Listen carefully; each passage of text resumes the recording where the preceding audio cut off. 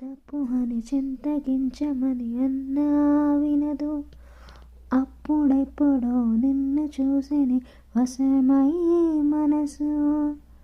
కన్నీరైనా గౌతమి కన్నా తెల్లారైనన్నా మూగైపోయా నేనిలా. మనసా వాచా నిన్నే తలచా నిన్నే ప్రేమించా.